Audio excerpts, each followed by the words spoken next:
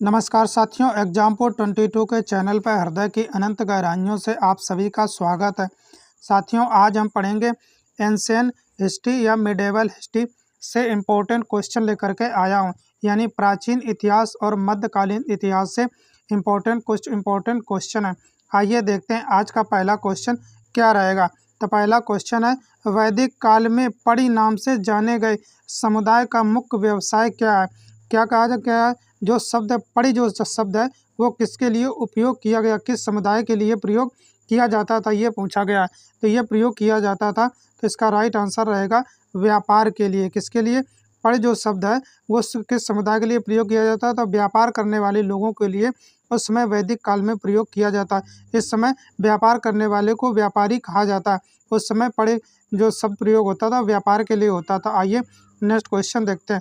अगला क्वेश्चन है, ऋग्वेद में पुत्री के लिए प्रयुक्त शब्द दुहिता का शाब्दिक अर्थ क्या है। दुहिता का शाब्दिक अर्थ पूछा गया। ऋग्वैदिक काल में जो पुत्री के लिए प्रयोग किया गया, तो इसे किया गया गाय का दोहन करने वाली, गाय को जो दोहन करती थी उन्हें क्या कहा जाता, उस पुत्री को क्या कहा जाता था? उससे दुहिता कहा जाता था। आइए अगला क्वेश्चन देखते हैं क्या रहेगा। नेक्स्ट क्वेश्चन है, संगम युग में तमिलों का सर्वाधिक लोकप्रिय देवता कौन था। क्या पूछा गया? तो तमिल युग था उस समय। संगम युग में तमिलों का जो सर्वाधिक लोकप्रिय देवता था, जो किस देवता की वो पूजा करते थे, सबसे ज़्यादा मानते थे, तो वो था मुरुगन। तो याद रखेंगे, अच्छा क्वेश्चन है, मुरुगन देवता था। आइए अगला क्वेश्चन देखते हैं क्या रहेगा। सभी इंपॉर्टेंट क्वेश्चन लेकर के ही आया हूँ। नेक्स्ट क्वेश्चन है, मोहम्मद बिन तुगलक ने किस धातु में सांकेतिक सिक्कों का प्रचलन किया था। कौन सा? सांकेतिक सिक्कों का प्रचलन किया था। किस धातु का, किसने किया था? तो इसे फुल शॉर्ट फॉर्म में MBT भी कहते हैं, मोहम्मद बिन तुगलक ने। तो इस धातु का प्रयोग किया गया था कांस्य में। कांसा जो था, कांसा धातु का प्रयोग करके सांकेतिक सिक्के चलाए गए थे। आइए अगला क्वेश्चन देखते हैं। नेक्स्ट क्वेश्चन है, गुजरात को जीतकर किसने उसे दिल्ली सल्तनत काल में शामिल किया था। क्या पूछा गया? जिसने गुजरात को जीता था और जीत करके किसमें शामिल किया था? दिल्ली सल्तनत काल में, ये पूछा गया। तो ये किया था अलाउद्दीन खिलजी ने। किसने किया था? तो याद रखेंगे, अलाउद्दीन खिलजी ने गुजरात को जीतकर दिल्ली सल्तनत में शामिल कर लिया था। आइए अगला क्वेश्चन देखते हैं क्या रहेगा। नेक्स्ट क्वेश्चन है, अमीर खुसरो को किस गायन शैली का जन्मदाता माना जाता है। अमीर खुसरो नाम के जो एक व्यक्ति थे, गायक थे, वे किसके जन्मदाता माने जाते, किसके जनक माने जाते, ये पूछा गया है। तो याद रखेंगे, इसका राइट आंसर रहेगा कव्वाली शैली। तो अमीर खुसरो जो थे वे कव्वाली शैली के जनक माने जाते। सबसे ज़्यादा उन्होंने जो भी गायन किया है वो कव्वाली गाई है। आइए अगला क्वेश्चन देखते हैं। नेक्स्ट क्वेश्चन है, कबीर की मृत्यु के पश्चात उनकी समाधि कहाँ बनाई गई। क्या पूछा गया? जब उनकी मृत्यु हुई थी तो उनकी समाधि कहाँ बनाई गई थी। तो याद रखेंगे, मगहर में बनाई गई थी, काशी में नहीं। ऐसा पहला प्रचलन था कि जो भी काशी में जिसकी मृत्यु होगी वो सीधा स्वर्ग जाएगा और मगहर में होगा वो नर्क जाएगा। ऐसा प्रचलन पहले था, मगर उन्होंने अपनी अंतिम सांस, उनकी मृत्यु कहाँ हुई थी? तो मगहर में हुई थी। ये याद रखेंगे, काशी में नहीं, मगहर में हुई थी। आइए अगला क्वेश्चन देखते हैं। नेक्स्ट क्वेश्चन है, अकबरनामा के प्रख्यात लेखक अबुल फजल की हत्या किसने की थी। जो उन्होंने, इसमें दो क्वेश्चन बन जाते हैं। जो अकबरनामा जो पुस्तक लिखी गई थी वो किसने लिखी थी? तो वो अबुल फजल ने लिखी थी। और इनकी हत्या यानी इनकी मृत्यु कहाँ हुई थी, इस पर यह क्वेश्चन बना है। इनकी मृत्यु जो की थी वो वीर सिंह देव बुंदेला ने की थी। किसने की थी? इनका नाम याद रखेंगे, वीर सिंह देव बुंदेला ने अबुल फजल की मृत्यु कर दी, इन्हें हत्या कर दी थी। आइए अगला क्वेश्चन देखते हैं क्या रहेगा।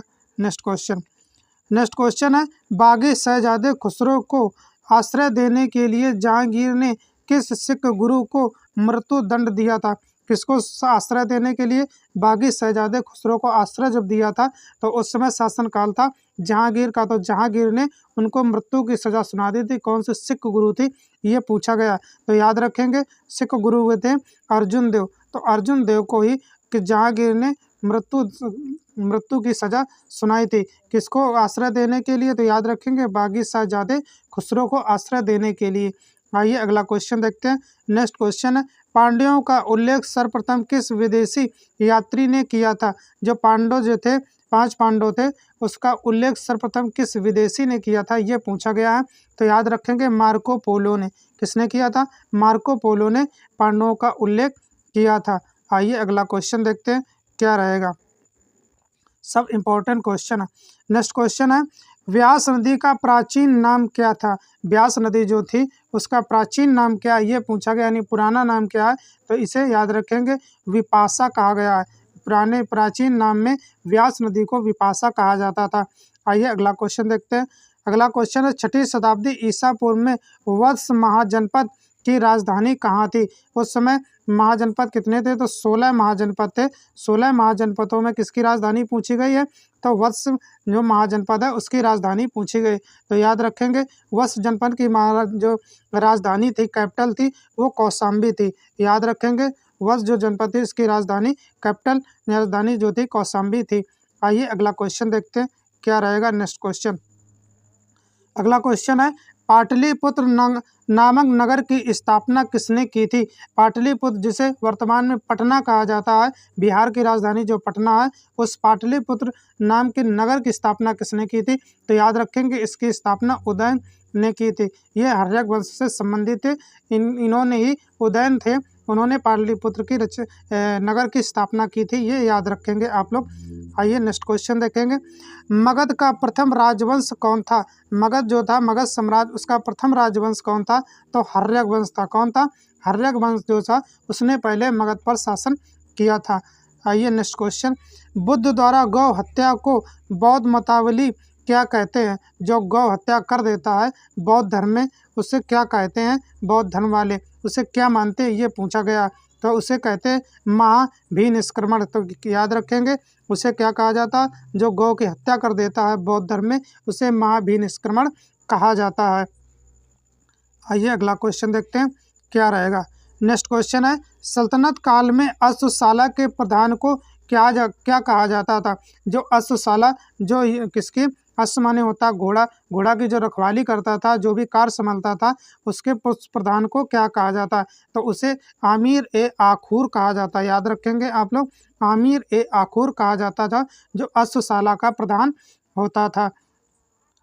खालसा पंथ की स्थापना तथा एक धर्माचार पाहुल जो था, जो धर्माचार पाहुल चलाया था को सिख गुरु ने चलाया था। उन क्या पूछा गया? 2 चीज़ें चलाई थी उन्होंने, खालसा पंथ और पाहुल, 2 चलाया था। तो ये किस सिख गुरु ने चलाया था, ये पूछा गया। खालसा पंथ जो है, इससे संबंधित क्वेश्चन बहुत बार बनाया कि खालसा पंथ जो है वो किसने चलाया था, और इसमें जुड़ गया है पाहुल। तो याद रखेंगे ये चलाया था गुरु गोविंद सिंह। ये क्वेश्चन बहुत अच्छा, कई बार एग्जाम में पूछा भी गया है। तो खालसा पंथ और पाहुल से संबंधित, तो खालसा पंथ की स्थापना किसने की थी? तो तब भी गुरु गोविंद सिंह। याद रखेंगे, अच्छा क्वेश्चन है ये, कई बार एग्जामों में पूछा भी गया। आइए अगला क्वेश्चन देखते हैं, कौन सा? विशिष्टता द्वैत के प्रवर्तक कौन थे? विशिष्टता द्वैत जो किस चलाया था उसके प्रवर्तक कौन थे, ये पूछा गया। तो इसे याद रखेंगे रामानुजाचार्य थे। रामानुजाचार्य जी ने विशिष्टता द्वैत के प्रवर्तक माने जाते हैं। आइए नेक्स्ट क्वेश्चन देखते हैं, खानवा का युद्ध कब हुआ था? खानवा के युद्ध के बारे में पूछा गया। तो खानवा का युद्ध जो है 1527 ईस्वी में हुआ था। 1527 ईस्वी में हुआ था खानवा का युद्ध। नेक्स्ट क्वेश्चन देखते हैं, चोल वंश का संस्थापक कौन था? चोल वंश का फाउंडर कौन था, संस्थापक कौन था, ये पूछा गया। तो याद रखें विजयालय। कौन था? विजयालय जो थे वे चोल वंश के संस्थापक थे। आइए अगला क्वेश्चन देखते हैं क्या रहेगा। नेक्स्ट क्वेश्चन है, आगरे के लाल, क्या पूछा? आगरे के लाल किले में मोती मस्जिद किस मुगल शासक ने बनवाई थी? तो याद रखेंगे शाहजहां ने आगरे का लाल किला भी बनवाया था और मोती मस्जिद भी बनवाई थी। शाहजहां के शासन काल में वास्तुकला जो थी, कौन सी वास्तुकला जो थी बहुत ही क्या थी, चरम पर पहुंच चुकी थी। सबसे ज़्यादा विकास वास्तुकला का इस शाहजहां के शासनकाल में हुआ था। वास्तुकला बहुत सी बिल्डिंगें बनाई, बहुत से ऐसे, आगरा का लाल किला हुआ, मोती मस्जिद हुआ, तो वास्तुकला बहुत ही इनके चरम पर थी। उस समय बहुत विकास हुआ था वास्तुकला का, याद रखेंगे शाहजहां के कार्यकाल में। आइए अगला क्वेश्चन देखते हैं। नेक्स्ट क्वेश्चन है, पुष्यमित्र शुंग ने अश्वमेध यज्ञ के अश्वमेध यज्ञ किए थे, यह जानकारी किस ग्रंथ से प्राप्त होती है? कौन से पुष्यमित्र शुंग ने यज्ञ किए थे, ये किस ग्रंथ में ऐसा देखने को मिलता है, किस ग्रंथ में लिखा हुआ? चलो देखते हैं। तो इस ग्रंथ का नाम है महाभास। महाभास ग्रंथ में पुष्यमित्र शुंग ने जो अश्वमेध यज्ञ किए थे, इसमें जानकारी, इस ग्रंथ में जानकारी मिलती है। आइए नेक्स्ट क्वेश्चन देखते हैं क्या रहेगा। अगला क्वेश्चन है, ऐतरेय ब्राह्मण किस वेद का है? ऐतरेय जो ब्राह्मण है वो किस वेद से संबंधित है? तो ये ऋग्वेद से संबंधित है। ये जो ऋग्वेद जो है सबसे प्राचीन वेद माना जाता है। सबसे प्राचीन वेद अगर कोई है तो वो ऋग्वेद है। और ऐतरेय ब्राह्मण जो है वो किस वेद का है? तो ऋग्वेद का। ये दोनों याद रखेंगे। आइए अगला क्वेश्चन देखते हैं। नेक्स्ट क्वेश्चन है, हिस्टोरिका नामक ग्रंथ के लेखक कौन थे? हिस्टोरिका जो एक पुस्तक थी उसके लेखक कौन थे, ये याद रखेंगे। तो हेरोडोटस। कौन थे? हेरोडोटस याद रखेंगे। हिस्टोरिका पुस्तक के लेखक थे। नेक्स्ट क्वेश्चन देखते हैं। अगला क्वेश्चन है, उत्तर रामचरितम के लेखक कौन है? ये पूछा गया। तो उत्तर रामचरितम के लेखक जो है वो भवभूति हैं, याद रखेंगे। उत्तर रामचरितम के लेखक जो है वो भवभूति हैं। आइए नेक्स्ट क्वेश्चन देखते हैं। अगला क्वेश्चन है, महमूद के साथ भारत आए किस विद्वान ने भारतीय समाज पर किताबुल हिंद नामक पुस्तक लिखी थी? ये पूछा गया। जो किताबुल हिंद पुस्तक थी बहुत ही इम्पोर्टेंट पुस्तक है, कई बार एग्जामों में ये पूछे भी गई है। तो ये जो लिखी थी ये अलबरौनी ने लिखी थी। अलबरौनी जी ने जो ये पुस्तक लिखी थी किताबुल हिंद, ये याद रखेंगे। बहुत बार क्वेश्चन इससे बना हुआ है कि किताबुल हिंद जो पुस्तक है वो किसने लिखी थी? तो अलबरौनी ने लिखी थी। आइए अगला क्वेश्चन देखते हैं क्या रहेगा। नेक्स्ट क्वेश्चन है, महमूद के क्वेश्चन हो गया। अगला क्वेश्चन देखते हैं, खरमेर राजा ने किस भारतीय राजा से मित्रता की थी? खरमेर के जो राजा थे उन्होंने किस भारतीय राजा से मित्रता की थी? तो याद रखेंगे राजेंद्र प्रथम से मित्रता की थी। आइए अगला क्वेश्चन देखते हैं। नेक्स्ट क्वेश्चन है, सल्तनत काल में हक ए सर्व क्या पूछा गया? सल्तनत काल में एक चलता था हक ए सर्व, क्या था? ये पूछा गया। तो ये एक तरीके से क्या था? तो याद रखेंगे सिंचाई कर था। बहुत ही अच्छा क्वेश्चन इससे बन जाता। हल्क ए अरब जो था क्या था? ये एक तरीके से सिंचाई करता। तो साथियों आज के हमारे ये इम्पोर्टेंट क्वेश्चन थे। साथियों अगर हमारा पढ़ाया हुआ अच्छा लगे, आप लोगों को समझ में आता है तो वीडियो को लाइक करें, शेयर करें, चैनल को सब्सक्राइब कर दें। कमेंट में बताना कि आज का सेशन कैसा रहा।